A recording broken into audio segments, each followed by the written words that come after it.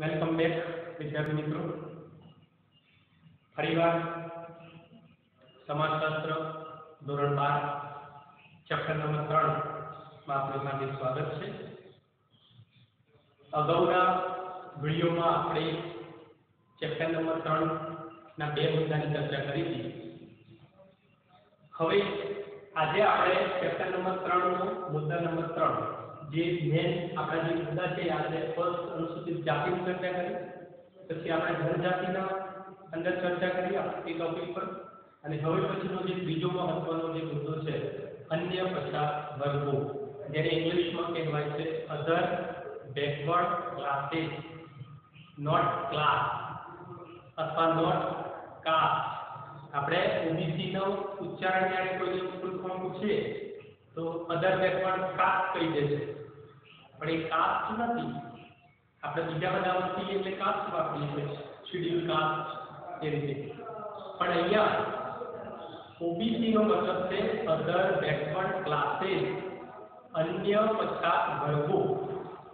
એટલે આ એક સ્પેસિફિક જાતિ કે જ્ઞાતિ નથી, જેમ આપણે અનુસૂચિત જાતિ અને જનજાતિઓ જેવી રીતે સમાવિષ્ટ થતી જ્ઞાતિઓ એમાં છે, એવી જ રીતે અહીંયા પણ અન્ય પછાત વર્ગો છે બનાવેલા, તેની અંદર સમાવિષ્ટ જ્ઞાતિઓ હોય એનો આખો વર્ગ એને કહેવાય અન્ય પછાત વર્ગો, કે જે સામાજિક, શૈક્ષણિક અને આર્થિક રીતે જે પછાત છે અથવા તો સામાજિક, આર્થિક, શૈક્ષણિક પછાત પણ ભોગવે છે સમાજમાં. તો એવા સમૂહોને આ જે વર્ગ છે એમાં મૂકવાના, તો એવા વર્ગમાં જે સમાવિષ્ટ થતા હોય જે એ બધાને અન્ય પછાત વર્ગો તરીકે ઓળખવામાં આવે છે. તો હવે આપણે એના વિશે થોડી સમજૂતી લઈ લઈએ કે જે ખૂબ જ મહત્વની બાબત છે, કે જે ધોરણ 12 માં બોર્ડની એક્ઝામમાં પ્રશ્ન પૂછાયેલો પણ છે, જે આપણે આજે ચર્ચા કરવાના છીએ. તો બધા જ વિદ્યાર્થી મિત્રો ધ્યાનથી પોતાના પુસ્તકમાં પણ જોઈ શકે છે, વાંચી શકે છે, અને અહીંયા ધ્યાનથી વિડીયો પણ જો સાંભળી અને સમજશે તો પણ એમને ફરીથી રીડિંગ માટે ખૂબ જ ઉપયોગી બની રહેશે. તો ફર્સ્ટ આપણને ખ્યાલ હોવો જોઈએ કે જે અન્ય પછાત વર્ગો છે એની ભારતમાં સૌપ્રથમ એની શરૂઆત કેવી રીતે થઈ, કોના દ્વારા થઈ, એની અંદર કયા કયા લોકો હતા, આ બધી જ બાબતની ચર્ચા આપણે અહીંયા કરીશું. આપણે જેમ અનુસૂચિત જાતિ અને જનજાતિની વાત કરતા હતા કે જે એમાં પણ જે રાષ્ટ્રપતિની સત્તાએ એ લોકોને સમાવિષ્ટ કર્યા જે પછાત હતા, એવી જ રીતે અહીંયા પણ આઝાદી મેળવ્યા પછી ભારત સરકારને પણ અન્ય પછાત વર્ગોની એક કમિટી બનાવવાની સૂચવ્યું કે આ અન્ય પછાત વર્ગોમાં આપણે કોને મૂકવા, કેવી રીતે મૂકવા, કયા આધારે મૂકવા, આ તમામ પ્રશ્નો એમને થયા, અને એ બધાનું નિરાકરણ કરવા માટે એમને ભારત સરકારે સૌપ્રથમ 1953 માં શ્રી કાકા સાહેબ કાલેલકર જે હતા આપણા જે સ્વતંત્રતાની ક્રાંતિમાં પણ એમની બહુ મહત્વની ભૂમિકા રહેલી છે, તો એવા કાકા સાહેબ કાલેલકર ની અધ્યક્ષતામાં એક કમિટીની રચના કરી. ભારત સરકારે અન્ય પછાત વર્ગોની રચના કરવા માટે અથવા માપદંડોની રચના કરવા માટે કાકા સાહેબ કાલેલકરને આના અધ્યક્ષ નિમ્યા, અને સૌપ્રથમ એમને કાકા સાહેબ કાલેલકર કમિશનની રચના કરી. ક્યારે કરી? 1953 માં. તો આપણે આ બે માર્કનો પ્રશ્ન આપણને મળી ગયો કે ભારતમાં અન્ય પછાત વર્ગો માટે સૌપ્રથમ કયું કમિશન નિમાયું હતું અને ક્યારે નિમાયું હતું? તો કયું? કાકા સાહેબ કાલેલકર કમિશન અથવા પંચ, અને એ છે 1953 માં. અને એની અંદર બીજો પ્રશ્ન પણ એડ થઈ જાય છે કે આ જે સૌપ્રથમ કાકા સાહેબ કાલેલકર જે કમિશન નિમવામાં આવ્યું એની અંદર અન્ય પછાત વર્ગોની કેટલી જ્ઞાતિઓને સમાવિષ્ટ કરવામાં આવી? તો એ છે 2399 જ્ઞાતિઓનો સૌપ્રથમ સમાવેશ અન્ય પછાત વર્ગોમાં કાકા સાહેબ કાલેલકર કમિશનની અંદર કરવામાં આવ્યો. તો આપણે આ એક આખો સરળ બે માર્કનો પ્રશ્ન પૂછાય છે કે અન્ય પછાત વર્ગોનું જે સૌપ્રથમ કમિશન કયું હતું, ક્યારે નિમાયું હતું, એમાં કેટલી જ્ઞાતિઓને સમાવેશ કરવામાં આવી હતી? તો સૌપ્રથમ 1953 માં શ્રી કાકા સાહેબ કાલેલકર કમિશન નિમાયું એમની અધ્યક્ષતામાં, એટલા માટે કમિશનનું નામ એ જ પડ્યું છે અને એની અંદર 2399 વિદ્યાર્થીઓનો સમાવેશ કરવામાં આવ્યો. તો આપણે આ મહત્વની જે 2 માર્કની જે પ્રશ્ન પરીક્ષામાં આવેલા પૂછાય છે અહીંયા આપણું ક્લિયર થઈ ગયું. એટલે સૌપ્રથમ કાકા સાહેબ કાલેલકર કમિશન નિમાયું. ત્યારબાદ એની અંદર અમુક ખામીઓ રહી, એની અંદર અમુક ત્રુટીઓ રહી, અમુક ભૂલો રહી, એટલે ભારત સરકારને એવું લાગ્યું કે હજી પણ આની અંદર સુધારા થવા જોઈએ, આની અંદર હજી પણ કંઈક આગળ થવું જોઈએ. એટલે ત્યારબાદ ભારત સરકારે એ ત્રુટીઓને એ ખામીઓને દૂર કરવા માટે બીજું એક કમિશન નિમ્યું. એના માટે એક અધ્યક્ષ નિમવા જરૂરી હતા. તો બીજા કમિશન માટે 1982 સૌપ્રથમ 53માં, ત્યારબાદ એની ખામીઓને દૂર કરવા માટે બીજું કમિશન નિમ્યું જે 1982માં. આ પણ એક મહત્વનો પ્રશ્ન છે. ભારત સરકારે અન્ય પછાત વર્ગોનું જે કમિશન જે બીજું નિમ્યું હતું એ ક્યારે અને કયું હતું? તો 1982માં બીજું પંચ નિમ્યું જેના અધ્યક્ષ હતા શ્રી બીપી મંડલ. કોણ હતા? શ્રી બીપી મંડલ. તો એમની અધ્યક્ષતામાં જે કમિશન નિમ્યું એનું નામ હતું મંડલ કમિશન. આપણે અન્ય પછાત વર્ગો માટે મહત્વનું કોઈ કમિશન કે જેને અન્ય પછાત વર્ગો માટે સારામાં સારું કોઈ કામ કર્યું હોય ભારત સરકારમાં, તો એ હતું મંડલ કમિશન. જે આપણે બહુ સાંભળ્યું હશે કે જે લોકો એવા આંસર કર્યું હશે એમને. તો આ મંડલ કમિશન દ્વારા, મંડલ કમિશન કેમ નામ આપવામાં આવ્યું? તો એની અધ્યક્ષ એના અધ્યક્ષ કોણ હતા? શ્રી બીપી મંડલ. તો એમની અધ્યક્ષતામાં આખું કમિશન નિમાયું એટલે બીપી મંડલના નામ પરથી એમના નામ પરથી જ મંડલ કમિશન નામ આપવામાં આવ્યું. જેમાં પહેલા આપણે કાકા સાહેબ કાલેલકર કમિશન આપ્યું એ રીતે. તો આ એક મહત્વનું પ્રશ્ન. બીજું મહત્વનું કમિશન 1981માં મંડલ કમિશન નિમવામાં આવ્યું. હવે આ જે મંડલ કમિશન નિમવામાં આવ્યું ભારત સરકારે, એ મંડલ કમિશનની અંદર એમને આખી કમિટી બનાવી. કોઈ પણ જ્યારે કમિશન પંચ નિમવામાં આવે છે તો એની અંદર આખી કમિટી હોય છે. એની અંદર અલગ અલગ નિષ્ણાતોને એની અંદર સદસ્યો તરીકે નિમવા પડે છે અને બધા સ્પેશિયલ વિષયની નિષ્ણાત હોય છે અને ત્યારબાદ એ લોકોની કમિટી જે તે મુદ્દાઓ પર કામ કરે છે. તો અહીંયા આપણો જે મુદ્દો હતો એ સામાજિક, આર્થિક, શૈક્ષણિક પછાતપણાને જાણીને એમાં સમાવેશ થતી જ્ઞાતિઓને મૂકવા માટેનો હતો. તો એના માટેના સ્પેશિયાલિસ્ટ કોણ હોય? ઇકોનોમિક તો હોય, સોશિયોલોજિસ્ટ હોય, એવી જ રીતે બીજા બધા નિષ્ણાત લોકોનો આમાં સમાવેશ કરવો જરૂરી છે. તો એમાં આંતરરાષ્ટ્રીય ખ્યાતિ ધરાવતા સમાજશાસ્ત્રી શ્રી એમએન નિવાસનો આ કમિટીની અંદર સમાવેશ કરવામાં આવ્યો. કેમ કે સમાજશાસ્ત્રીની ખૂબ જ જરૂરી હોય છે કે જે તમે સામાજિક, શૈક્ષણિક પછાતપણું જોવા માંગતા હોય તો એ એક સમાજશાસ્ત્રીની નજરે એક મહત્વનું કાર્ય બને છે.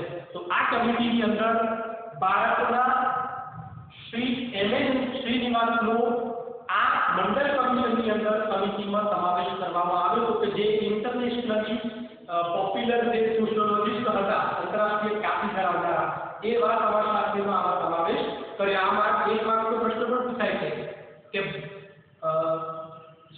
જ્યારે મંડળ કમિશનની અંદર કયા આંતરરાષ્ટ્રીય ખ્યાતિ ધરાવતા સમાજશાસ્ત્રીનો સમાવેશ કરવામાં આવ્યો હતો? તો શ્રી એમએન શ્રીનિવાસનો સમાવેશ કરવામાં આવ્યો હતો. આ પ્રશ્ન પણ આપણે યાદ રાખવાનું છે કે એની અંદર જે સોશિયોલોજિસ્ટ હતા જે મંડળ કમિશનની અંદર એ એમએન શ્રીનિવાસ હતા. ત્યારબાદ આ જે મંડળ કમિશન હતું એને ભારત સરકારે એવું કહ્યું કે તમે જે અન્ય પછાત વર્ગો છે એમાં સામાજિક, આર્થિક અને શૈક્ષણિક પછાતપણું નક્કી કરો. તો એના માટે એમને શરતો મૂકી અથવા કહી શકાય કે એમને આ મંડળ કમિશને કામગીરી સોંપી. કઈ કામગીરી? તો કે તમે જે પંચ નિમિત્ત છે એમાં તમારે સામાજિક, શૈક્ષણિક અને આર્થિક ત્રણ માપદંડોની રચના કરવાની છે. તો એના માટે તમે મહત્વની 3 બાબતની કામગીરી તમારે કરવી ખૂબ જ જરૂરી છે. તો એ 3 કામગીરી કરી તો એમને કહેવામાં આવ્યું કે સામાજિક, શૈક્ષણિક અને આર્થિક રીતે જે પછાત છે એમના માપદંડો નક્કી કરો. એમને 3 કામગીરી આપવામાં આવી. પહેલું તો સામાજિક, શૈક્ષણિક રીતે પછાતપણાના માપદંડ નક્કી કરો. પછી જે સામાજિક, શૈક્ષણિક રીતે જે પછાત છે એમને વિકાસ માટે કયા પગલાં લઈ શકાય એ નક્કી કરો.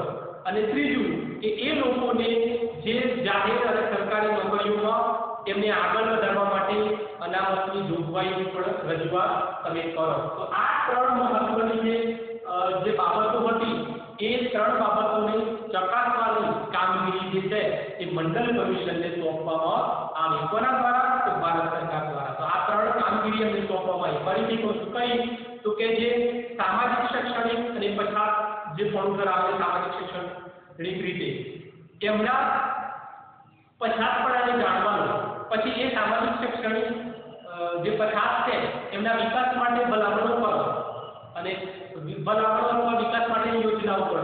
અને ત્રીજું કે એ જે અન્ય જે પછાત છે જે સામાજિક શૈક્ષણિક એમને સરકારી નોકરીઓમાં અથવા તો બીજી કોઈ નોકરીઓમાં આગળ વધારવા માટે અનામતની જોગવાઈની રચના કરો।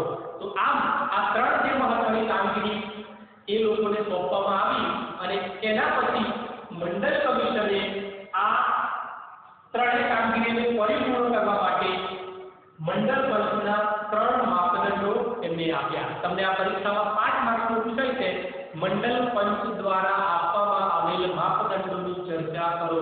તો કેટલા માપદંડો છે મંડળ પંચ દ્વારા આપવામાં આવેલી? એક સામાજિક માપદંડ, બીજું શૈક્ષણિક માપદંડ અને ત્રીજું આર્થિક માપદંડ। તો આ ત્રણ માપદંડો આપણે યાદ કરી લેવાના છે। ખૂબ જ સરળ છે, તમે ખાલી ધ્યાન રાખશો તો પણ તમને આની સમજ આવી જશે। તો મંડળ પંચ દ્વારા જે ત્રણ માપદંડો નક્કી કરવામાં આવ્યા છે એ છે સામાજિક માપદંડ, શૈક્ષણિક માપદંડ અને ત્રીજો છે આર્થિક માપદંડ। આ ત્રણ માપદંડોમાં જે જ્ઞાતિઓનો સમાવેશ થાય એ જ્ઞાતિઓને અન્ય પછાત વર્ગની યાદીમાં મૂકી દેવાય। તો આ એક ક્રાઇટેરિયા નક્કી કર્યો। માપદંડ એટલે ક્રાઇટેરિયા કે તમને હવે અન્ય પછાત વર્ગોમાં મૂકી દઈએ તો કેમ મૂકીએ?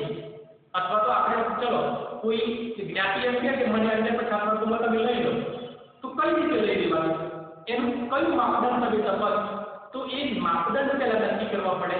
તો એ માપદંડોમાં જે જ્ઞાતિ આવતી હોય તો એને એ અન્ય પછાત વર્ગોમાં સમાવેશ કરી શકાય। તો આપણને આ એક મહત્વની બાબત છે જે જનરલ નોલેજ પણ આપણે કહી શકીએ કે જ્યારે આપણે ઓબીસીમાં સમાવેશ થવું હોય તો એમને નથી થઈ જવાનું। એના માટે ચોક્કસ ક્રાઇટેરિયામાં આપણે આવવા જોઈએ તો જ આપણે એનો સમાવેશ એ જ્ઞાતિની અંદર થાય છે। તો અહીંયા આ ત્રણ મહત્વના માપદંડોની અંદર કયા કયા મુદ્દા ધ્યાનમાં રાખવાના?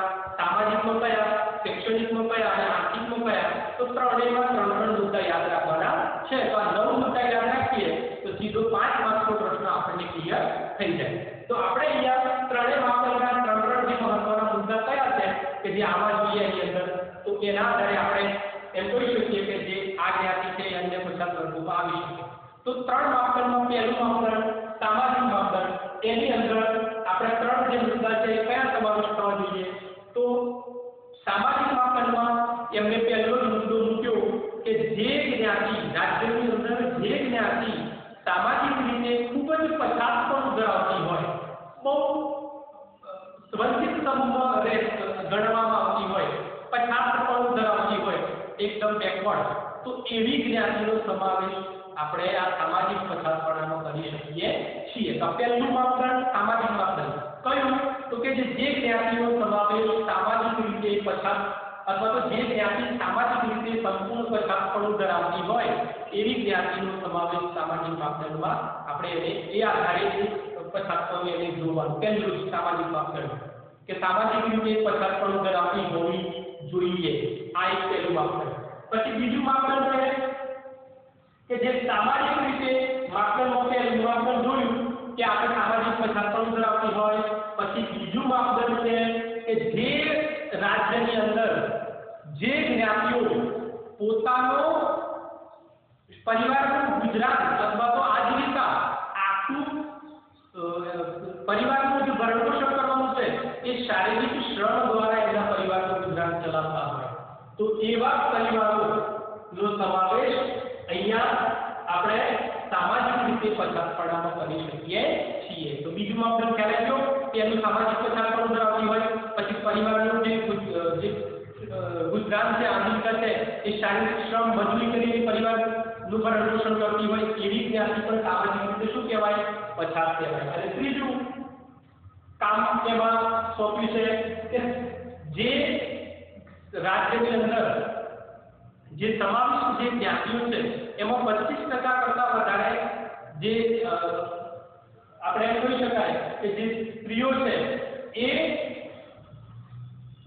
17 વર્ષથી નાની ઉંમરે લગ્ન કરી દેતી હોય તો 25% કરતા પણ વધારે સ્ત્રીઓ જો કોઈ રાજ્યમાં 17 વર્ષ કરતા નાની ઉંમરે લગ્ન કરાવી દેતા હોય બાળ લગ્ન તો એનો મતલબ એ જ્ઞાતિ શું ધરાવે છે સામાજિક રીતે પછાતપણું ધરાવે છે તો આ એનું બીજું મહત્વનું માપદંડ આપણે જોયું અને બીજું એક મહત્વનું એક માપદંડ છે એ આપણે અહીંયા જોઈ શકીએ છીએ તો એ છે કે જે રાજ્યની અંદર 25% કરતા વધુ સ્ત્રીઓ કામ કરતી હોય અથવા તો કામ કરવા માટે જતી હોય મજૂરી કરવા માટે જતી હોય પરિવારમાં એનો મતલબ થયો કે એ જ્ઞાતિઓ સામાજિક રીતે શું ધરાવે છે પછાતપણું ધરાવે છે ટૂંકમાં સામાજિક રીતે જે પછાતપણું ધરાવતી હોય એવા માપદંડો એને 4 મૂક્યા છે અહીંયા તો આપણે આ 4000 માપદંડોને ફરીથી રિવાઇઝ કરી દઈએ છીએ કે કોઈ પણ જ્ઞાતિને આપણે સામાજિક રીતે જોવી હોય માપદંડમાં પછાતપણામાં તો એમાં 4 પછાતપણા કયા તો પહેલું સામાજિક પછાતપણું ધરાવતી હોય જ્ઞાતિ પછી બીજું તો એના પરિવારના લોકો શારીરિક શ્રમ પર આધાર ધરાવતા હોય પછી 25% કરતા વધારે સ્ત્રીઓ જે તે રાજ્યમાં 17 વર્ષ કરતા નાની ઉંમરે લગ્ન કરી દેતી હોય અને જે સ્ત્રીઓ જે રાજ્યમાં જે સ્ત્રીઓ 25% કરતા પણ વધારે પોતાનું ગુજરાન કરવા માટે કામે જતી હોય કામ કરતી હોય એવી સ્ત્રીઓના પરિવારને પણ સામાજિક રીતે પછાત કહી શકાય છે તો આ આપણા સામાજિક પછાતપણાના 4 માપદંડો એક મહત્વના આપણે યાદ રાખવાના છે મિત્રો આ પાછું તમે યાદ રાખવા માટે વાંચન તમારે પણ કરવું જરૂરી છે પછી છે બીજું માપદંડ શૈક્ષણિક માપદંડ તેનું સોશિયલી આપણે જોયું પછાતપણાનું બેકવર્ડનેસ પછી હવે એજ્યુકેશનલી અને પછી ઇકોનોમિકલી આપણે જોઈશું તો અહીંયા બીજું માપદંડ છે શૈક્ષણિક માપદંડ શિક્ષણની રીતે આપણે એને જોવાનું કે પછાતપણું કેવી રીતે ધરાવે છે તો શૈક્ષણિક માપદંડની અંદર પહેલું જ માપદંડ છે કે જે તે રાજ્યમાં 25% કરતા વધારે 5 થી 15 વર્ષના બાળકો નિશાળે ગયા જ ન હોય આ એક શૈક્ષણિક માપદંડ પછાતપણાનું છે તેનું જે તે રાજ્યમાં 25% કરતા પણ વધારે જે 5 થી 15 વર્ષના બાળકો જે મેન આપણે કહી શકીએ કે જે પ્રાઇમરી બેઝિક આપણું જે ભણવાનું જે પૂરું કરવાનું છે એ ધોરણ કોઈએ પૂરું ન કર્યું હોય કોઈ પ્રાથમિક શાળામાં જ ના ગયું હોય પ્રવેશ જ ના મેળવ્યો હોય તો એનો મતલબ એ પરિવારના બાળકો અને એ પરિવાર શૈક્ષણિક પછાતપણું ધરાવે છે એટલે 5 થી 15 વર્ષના બાળકો શાળાએ ગયા જ ન હોય બિલકુલ અભણ હોય તો એ શું કહેવાય શૈક્ષણિક પછાતપણું બીજો એનો મહત્વનો મુદ્દો છે કે જે રાજ્યની અંદર 25% કરતા વધારે 5 થી 15 વર્ષના બાળકોએ અધવચ્ચે શાળા છોડી દીધી હોય ડ્રોપ આઉટ રેટ જેને આપણે કહીએ છીએ કે જે 5 થી 15 વર્ષના જે બાળકો શાળાએ ન ગયા હોય અને અમુક બાળકો 5 થી 15 વર્ષના શાળાએ જતા હોય પણ દાખલા તરીકે 5મા ધોરણમાં આવ્યા અને પછી 6ઠ્ઠા ધોરણમાં ભણવા માટે ગયા જ નથી પાસ થયા છે છતાં પણ ઉઠી ગયા કે કેમ કે ઘરે મજૂરી કરવા માટે જરૂરી છે તો એ બાળકોની પરિસ્થિતિ પરિવારની સારી નથી માટે એ શું કરે છે અધવચ્ચે શાળા છોડી દે છે તો એ પણ એક રીઝન એમનું શૈક્ષણિક પછાતપણાનું અહીંયા આપણા અન્ય પછાત વર્ગોમાં એ મહત્વનું ગણી શકાય છે તો આપણે બીજું શૈક્ષણિક માપદંડ કયું જોવાનું કે 5 થી 15 વર્ષના બાળકો જે રાજ્યમાં શાળાએ જઈ અધવચ્ચે શાળા છોડી દીધી હોય તો એ એમનું એજ્યુકેશનલી બેકવર્ડનેસ ગણવામાં આવે છે એ આપણું શૈક્ષણિક માપદંડ બીજું થયું અને ત્રીજું કે જે રાજ્યની અંદર 25% કરતા પણ ઓછા મેટ્રિક ભણેલા હોય મેટ્રિક એટલે 10મું પાસ તો એનો મતલબ શું થયો જે રાજ્યની અંદર 25% કરતા પણ ઓછા મેટ્રિક સુધી ભણેલા હોય એટલે 25% કરતા ઓછા એટલે બિલકુલ આપણે એમ કહી શકીએ કે જે 10મું પાસ પણ નથી ઓછું ભણેલા છે 25% કરતા પણ તો પછી એ લોકો કેટલા પછાત હોઈ શકે કે જે 10મું પાસ પણ નથી તો એવા પરિવારોને પણ શૈક્ષણિક રીતે પછાત ગણી શકાય છે। તો આપણે આ ત્રણ મુદ્દા શૈક્ષણિક માપદંડમાં લઈ લેવાના કે જે પહેલો માપદંડ કયો કે 5 થી 15 વર્ષની શાળાએ ન ગયા હોય, પછી બીજું 5 થી 15 વર્ષની શાળાએ જઈ અધવચ્ચે શાળા છોડી દીધી હોય, અને ત્રીજું કે જે 25% કરતા પણ ઓછા જે રાજ્યમાં મેટ્રિક સુધી અભ્યાસ કર્યો હોય અથવા તો 10 સુધી અભ્યાસ કર્યો હોય, એનો મતલબ એ શૈક્ષણિક રીતે પછાત ગણવામાં આવે છે। હવે આપણું ત્રીજું માપદંડ છે આર્થિક માપદંડ, ઇકોનોમિકલી ક્રાઇટેરિયા। તો આ આર્થિક માપદંડમાં આપણે ફરીથી એની અંદર ત્રણ માપદંડો જોઈએ। તો કયા ત્રણ છે? તો પહેલો જોઈએ આપણે જે રાજ્યની અંદર જે જ્ઞાતિઓ છે એ જ્ઞાતિઓના મિલકતની કિંમત 25% કરતા પણ ઓછી હોય। કારણ આપણે આપણી ભાષામાં સમજીએ, દાખલા તરીકે કોઈ ગામમાં કોઈ વ્યક્તિ અમુક સમુદાયની વ્યક્તિઓ હોય છે, આપણે જ્ઞાતિ તો ખોટ નથી કરવાની, તો એ લોકોનો પરિવાર ખૂબ જ દયનીય પરિસ્થિતિમાં એનું મકાનમાં રહે છે। હવે એની કિંમત જ્યારે આપણે કરીએ તો 25% કરતા પણ ઓછી કિંમત આવે એમના મકાનની, એનો મતલબ ઇકોનોમિકલી શું છે? બેકવર્ડ છે। તો જે રાજ્યમાં 25% કરતા પણ ઓછી એમના મકાનની કિંમત આવતી હોય, તો એનો મતલબ મકાન એટલે ઓનલી ફોર મકાનને મિલકત શબ્દ વાપર્યો છે, એમાં એમનું મકાન, જમીન, એમના ઘરમાં બીજું સાધન સામગ્રી આ બધું ભેગું કરીએ તો અહીંયા 25% કરતા ઓછી કિંમત આવે, એનો મતલબ શું થયો? ઇકોનોમિકલી બેકવર્ડ છે, આર્થિક રીતે શું છે? પછાત છે। તો આ એક પછાત પણ જોવાનું કે મિલકતની સમગ્ર મિલકતની કિંમત 25% કરતા ઓછી આવે જે રાજ્યમાં જે જ્ઞાતિ, એનો મતલબ એ આર્થિક પછાત પણ ધરાવે છે। આ પહેલું માપદંડ આર્થિક પછાત પણ। પછી બીજું માપદંડ છે જે રાજ્યમાં 25% જે રાજ્યમાં જે જ્ઞાતિઓ 25% કરતા પણ વધારે જે કુટુંબો છે વસવાટ કરે છે એ કાચા મકાનમાં વસવાટ કરતા હોય, એટલે કે જે રાજ્યમાં જે જ્ઞાતિઓ જે 50 સમૂહો જે વર્ગો જે મકાનમાં જે કુટુંબો છે એ જે મકાનમાં રહે છે એ 25% કરતા પણ વધારે કાચા હોય।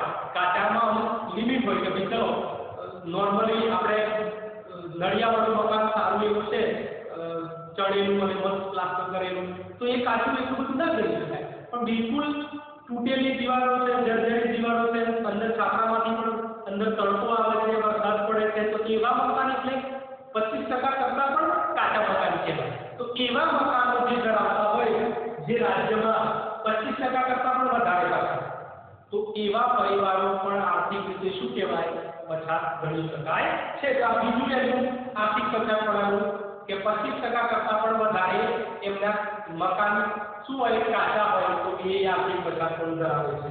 અને ત્રીજું એનું આર્થિક પછાતપણાનું મહત્વનું જે બાબત છે એ છે કે જે રાજ્યમાં જે જ્ઞાતિઓ રહે છે, જે વર્ગો રહે છે એ 25% કરતા વધારે એમને જરૂરિયાત માટે વારંવાર લોન લેવી પડતી હોય, કરજ લેવું પડતું હોય, ધિરાણ લેવું પડતું હોય, તો એ પણ આર્થિક પછાતપણામાં સમાવેશ થાય છે। તો મતલબ અહીંયા ત્રણમાં આપણે જોઈ શકીએ છીએ કે ઇકોનોમિકલી બેકવર્ડ કયા લોકો થઈ શકે કે જે આપણે મિલકતની એમના મકાનની કિંમત 25% કરતા ઓછી હોય, એ પહેલો મુદ્દો।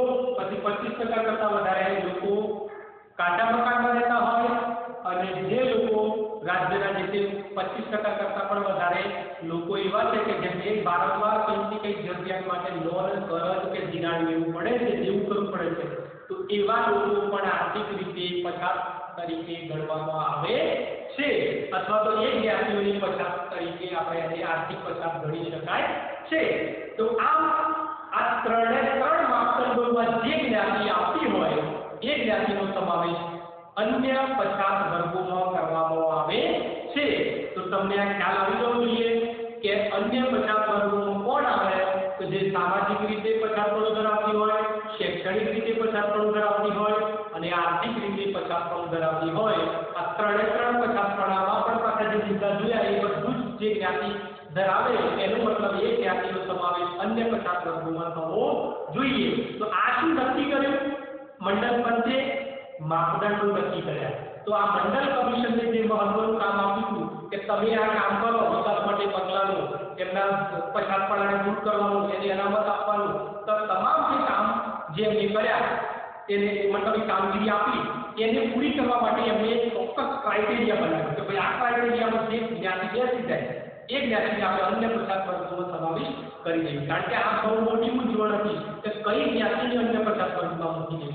અનુસૂચિત જાતિ તો ખબર પડી ગઈ, પછાત જે દલિત હતા એમને મૂકી દીધા, જે આદિવાસી હતા એમને એસટીમાં મૂકી દીધા, તો બાકી જે બચ્યા એમાં જે પછાત વર્ગ અને સારી રીતે જે જિંદગી આર્થિક રીતે સદ્ધર હોય તો એ લોકો પણ એમ કહે કે ભાઈ હવે અન્ય પછાત વર્ગોમાં તો આપણે એમ કહી શકાય તો બહુ મોટી ગંભીર પરિસ્થિતિ આવે, કેમ કે આપણા ભારત દેશની અંદર અન્ય પછાત વર્ગ આપણે એમ કહી શકીએ કે ભારતમાં અનુસૂચિત જાતિ અને જનજાતિની સંખ્યા તો એકદમ ઓછી છે, સૌથી વધારે સંખ્યા તો આપણી અન્ય પછાત વર્ગોની છે અને જનરલ બાકી જે રહે તેનો મતલબ બાકી બધા અન્ય પછાત વર્ગો ના જ મૂકી શકાય ને. તો એમાં કયા લોકોને મૂકવાના છે? સામાજિક, શૈક્ષણિક અને આર્થિક પછાતપણું ધરાવતા હોય એમને આ મૂકવાના. બાકી જે સામાજિક, આર્થિક, શૈક્ષણિક પછાતપણું નથી ધરાવતા એ લોકો જે રહ્યા એ કઈ કેટેગરીમાં? તો એ જનરલ કેટેગરીમાં, ઓપન કેટેગરીમાં, કે જેમને કોઈ પણ પ્રકારનો અનામતનો લાભ મળશે નહીં. તો આ હતું આપણું અન્ય પછાત વર્ગોને મંડળ પંચ દ્વારા આપવામાં આવેલ 3 માપદંડો. હવે મંડળ પંચે આ 3 માપદંડો કમ્પ્લીટ કરી અને એનો જે રિપોર્ટ હતો એ રિપોર્ટ એને કમ્પ્લીટલી પૂરો કર્યો અને ત્યારબાદ એને શું કર્યું? 1980 માં આ રિપોર્ટ તૈયાર કરીને ભારત સરકારને સુપ્રત કરી દીધો. એને કામગીરી 1980 માં શરૂ કરી દીધી. નિમિત્ત ક્યારે? 1980 માં. એક વર્ષની અંદર એને શું કરી દીધું? આ બધા જ માપદંડો નક્કી કરી અને આખો એનો રિપોર્ટ તૈયાર કરી અને 1980 માં ભારત સરકારને રિપોર્ટ સુપ્રત કરી દીધો. પછી એ રિપોર્ટની ચર્ચા સંસદમાં પણ થઈ. સંસદમાં પણ ચર્ચા થઈ પાર્લામેન્ટમાં, જે લોકસભા અને રાજ્યસભામાં એ અન્ય પછાત વર્ગોનું જે મંડળ કમિશન જે બનાવ્યું છે ત્યાં ચર્ચા થઈ અને ચર્ચા થયા પછી આપણને ખ્યાલ જ છે કે કોઈ પણ બાબત ડાયરેક્ટલી એને શું કહેવાય નિયમમાં મૂકવામાં આવતી નથી.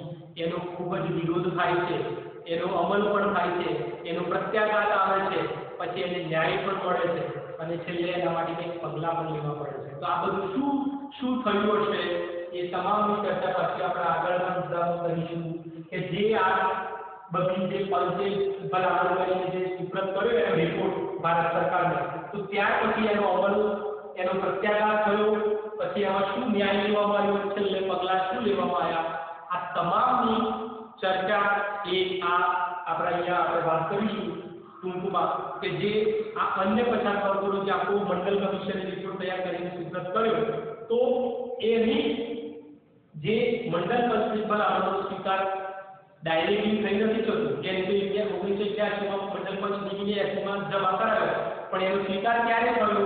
તો આ જે મંડળ કમિશનની જે રિપોર્ટ હતો એનો 13 ઓગસ્ટ 1990 ના રોજ મંડળ પંચનો જે અહેવાલ હતો, ભલામણો હતી, એનો સ્વીકાર ભારત સરકાર દ્વારા કરવામાં આવ્યો. આ 2 માર્કનો પ્રશ્ન પૂછાય અથવા 1 માર્કનો પણ પૂછી શકે કે મંડળ કમિશનની ભલામણનો સ્વીકાર ભારત સરકાર દ્વારા ક્યારે કરવામાં આવ્યો? તો 13 ઓગસ્ટ 1990 ના રોજ. 90 માં આપણે રિપોર્ટ જમા કરાવી વાત તો કરી, પણ ક્યારે એવું પૂછાય એક્ઝેક્ટ? તો 13 ઓગસ્ટ 1990 ના રોજ મંડળ કમિશનની ભલામણનો સ્વીકાર ભારત સરકાર દ્વારા કરવામાં આવ્યો.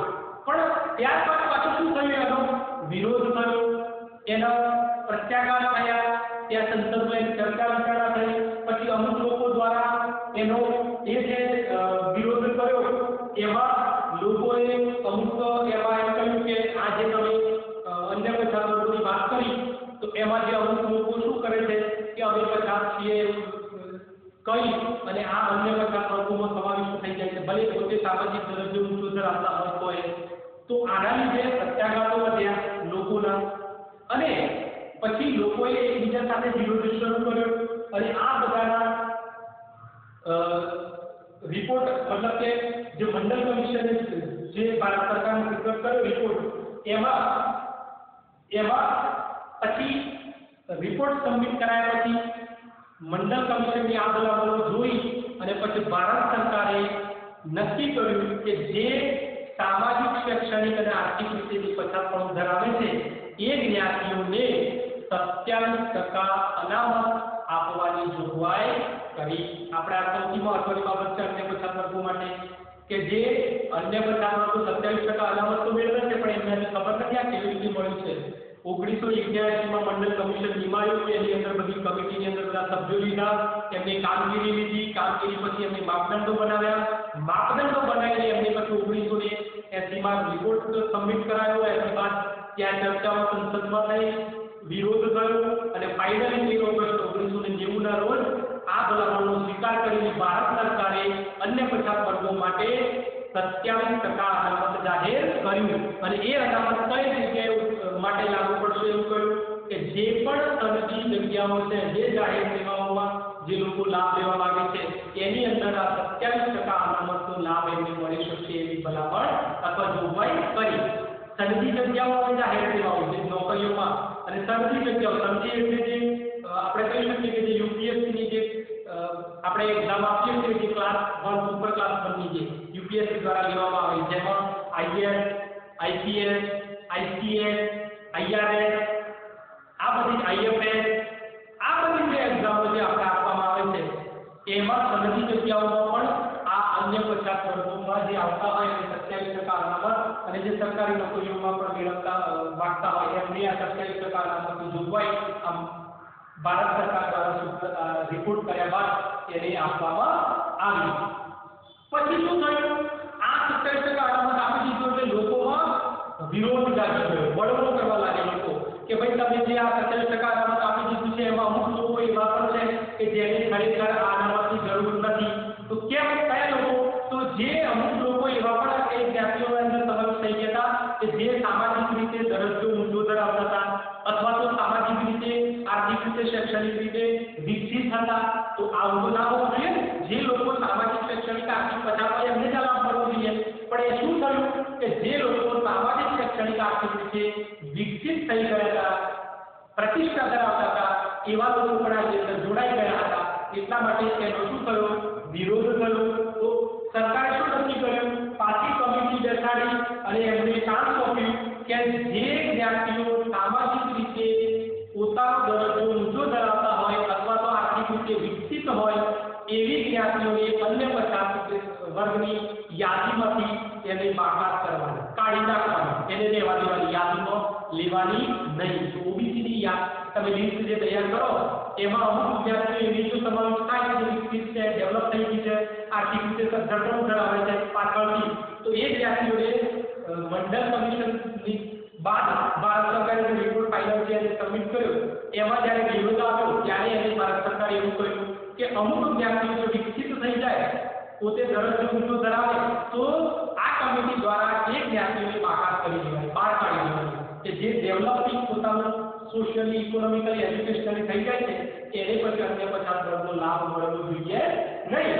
અને ફાઇનલી એમ કહી શકાય કે એમને આ બધી કામગીરી કરવા માટે ભારત સરકાર દ્વારા 1993 રાષ્ટ્રીય પંચની રચના કરવામાં આવી. જે પછાતપણાને જે આજે વિરોધ થયો છે, અમુક લોકો જરૂરી જે નશા લાગતા જે વિકસિત થઈ ગયા હતા એમનો સમાવેશ એમાં જે કર્યો એને બાકાત કરવા માટે પછી રાષ્ટ્રીય પંચની રચવામાં. આ પ્રશ્ન એક વાર શું પૂછાય છે? અન્ય પછાત વર્ગો માટેનું રાષ્ટ્રીય પંચ ક્યારે રચવામાં આવ્યું? તો 1993 ના રોજ રાષ્ટ્રીય પછાતપણાને દૂર કરવા માટે અથવા પછાતપણા માટે રાષ્ટ્રીય પંચની રચના કરવામાં આવી કે જેનું કામ શું હતું? જે સમાજમાં વિકસિત વર્ગ છે, ડેવલપિંગ વર્ગ છે એને શોધીને એ લિસ્ટમાંથી બાકાત કરી દેવાનું અને આ જે કામગીરી સોંપવામાં આવી આ રાષ્ટ્રીય પંચને સોંપવામાં આવી. તો આપણે એક પ્રશ્ન પૂછાય તો 1993 માં સૌ અન્ય પછાત વર્ગો માટે રાષ્ટ્રીય પંચની રચના ક્યારે કરવામાં આવી? તો 1993 માં. તો અહીંયા આ તમામ જે બાબત અને ફાઇનલી પછી આ જે રિપોર્ટ હતો એ ફાઇનલી દરેક રાજ્ય સરકાર અને એમ કહેવાય કે જે કેન્દ્રએ જે આ રિપોર્ટ બનાવ્યો તે ફાઇનલ રાખ્યો.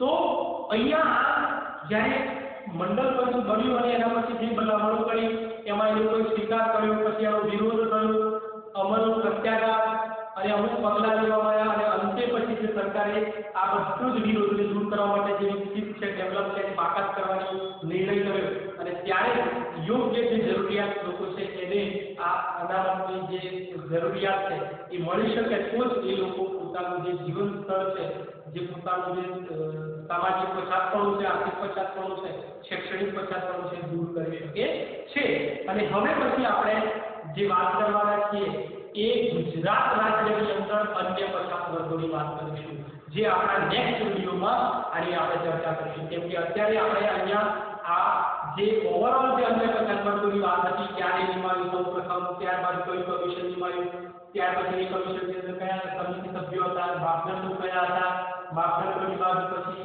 એના સૌપ્રથમ ભારત સરકારે એનો સ્વીકાર ક્યારે કર્યો શું થયું અને અંતે રાષ્ટ્રીય પંચ ક્યારે નિમાયું આ તમામ બાબતો આપણે આની અંદર યાદ રાખવાની છે અને ત્યારબાદ આપણે બીજા વિડીયોમાં આનો પાર્ટ 3.1 જે મુદ્દો આવશે આગળનો એ આવશે ગુજરાતમાં અન્ય પછાત વર્ગો જેની ચર્ચા આપણે આ આગળના નેક્સ્ટ વિડીયોમાં કરીશું તો જોતા રહો આપણી બધા બનાવી રહો YouTube ચેનલ ઉપર ડીકે સ્ટુડિયો ચેનલ જે છે એને સબસ્ક્રાઇબ ના કરી હોય તો સબસ્ક્રાઇબ કરી દેજો જેથી આપને મારા અપડેટેડ વિડીયો મળતા રહે અને આ વિડીયો આપને કેવો લાગ્યો લાઈક કોમેન્ટ શેર કરજો જેથી મને પણ ખ્યાલ આવે કે આપને કોઈ મૂંઝવણ હોય તો દૂર કરી શકું નેક્સ્ટ વિડીયોમાં આભાર